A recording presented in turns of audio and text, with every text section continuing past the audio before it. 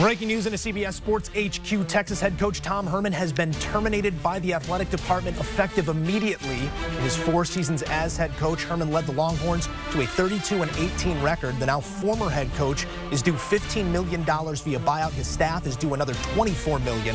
Texas is 4-0 in bowl games under Herman. They just weren't the right bowl game. Steve Sarkisian set to become the next head coach of the Texas Longhorns.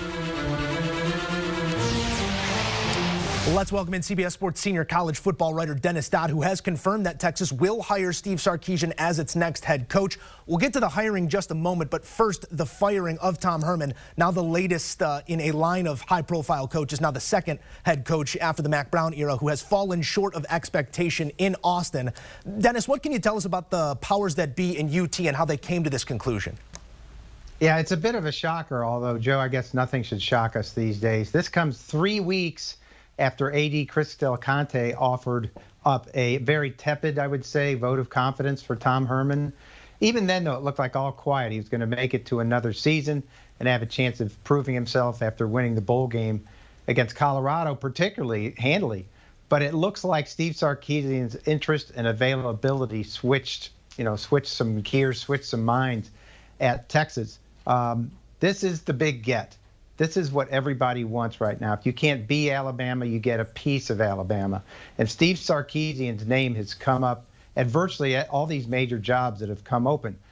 For whatever reason, and it's probably very good reasons, Texas interests him the most right now. So Texas is going to, as you mentioned, think nothing of paying $15 million to buy out Tom Herman 3 weeks after saying basically he was going to make it to next season. Sarkisian's interest in Texas is obvious for all of those reasons you laid out, but the interest of Texas in Sarkisian does raise some questions. He has had Power 5 opportunities in the past that maybe not have gone the way that those programs thought that they would. Why should we believe this will be different at Texas? Yeah, it's a roll of the dice, absolutely. He's never won 10 games at Washington or at where he, I'm trying to remember the other. Yeah, USC. And we all know how he left USC in a haze of scandal there when he had substance abuse problems. By all indications, he's cleared that up. But, Joe, and you and I and everybody else out there knows that once you have this issue, it stays with you the rest of your life. You wake up every morning having to fight this demon. And there have been countless people who have fought it. But in Texas desperation, and there is some desperation here to be relevant again, they are getting one of the brightest offensive minds in the country. I am told that Deputy Athletic Director and CEO Sean Eichhorst brokered a lot of this deal, and it makes sense. Chris Del Conte is a very forward-thinking individual. He's out there. He would be recognized in any airport he went into. Sean Eichhorst has all the chops. He's a former athletic director at Nebraska. It would not be recognized anywhere. Knows the ins and outs of dealing with a contract, negotiating with head coaches on this level. So it makes a lot of sense. But he is the hottest assistant in the country. Obviously, this comes at a bad time for Alabama getting ready for the national championship game. It has a little tint of Lane Kiffin leaving a couple of years ago, a week before the championship game when he left the program. So now Steve Sarkisian, it'll be interesting to see if he stays for the next 9 days and gets Alabama ready for that game, or if Nick Saban just elevates someone else and they go on as they have.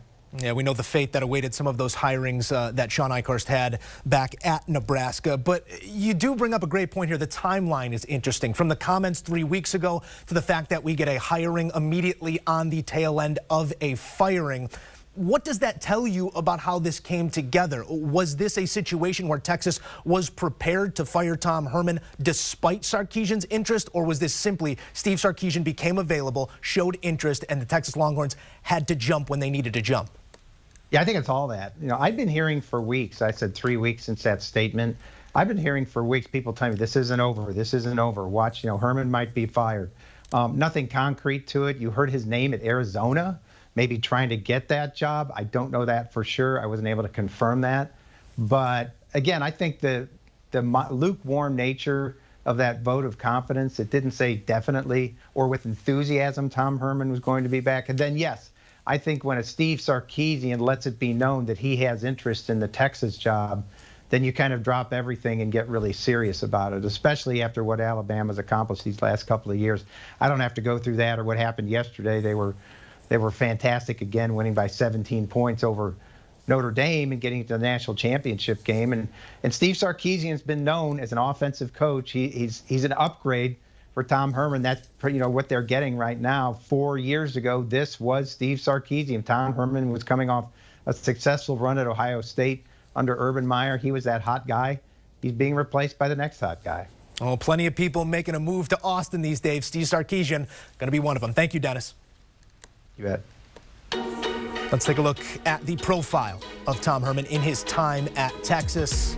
Everybody was feeling rosy about it 4 years ago. He got 4 bowl game wins, but not necessarily New Year's Six types. 32-18 in his 4 seasons at Texas.